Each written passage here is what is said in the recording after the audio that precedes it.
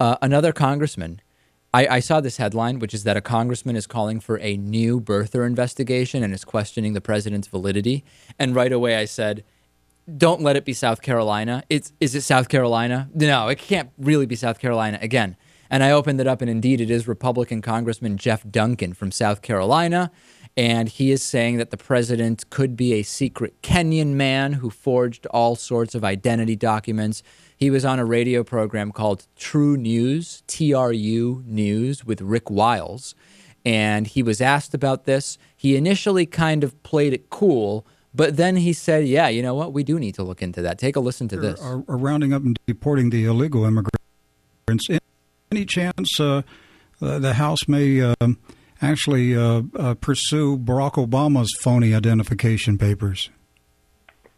Well, that's the original scandal, Congressman.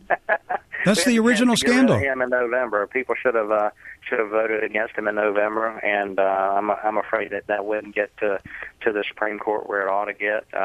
But if we know that they're lying about all these other things, why not go back and say, well, maybe the first scandal was a lie too?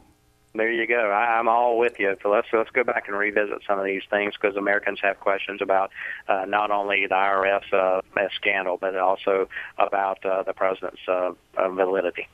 The president's validity. There's questions about the president's validity. Yet another elected official. This is an actual elected official, ladies and gentlemen. And he says the president may not be valid as a person. Wow. I wonder how many of his constituents know that he's focusing on things like this. Yeah, maybe not many.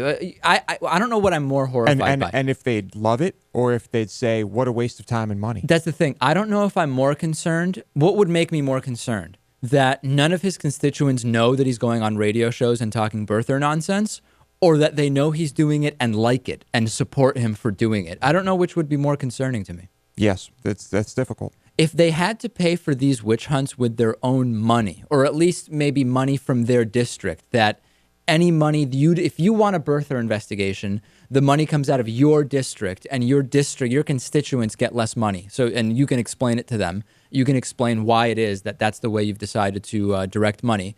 Wouldn't a lot of these dry up pretty quickly, Natan?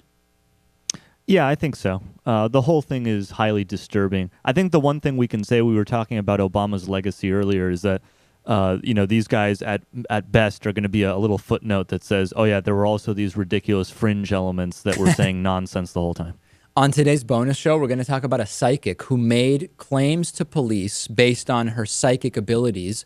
Turns out they were false, and now she's getting sued. Who should have to pay when police investigations guided by psychics take wrong turns? We'll also talk about climate-proofing cities and a lot more. How do you get the bonus show, which, by the way, is hosted by producer Lewis?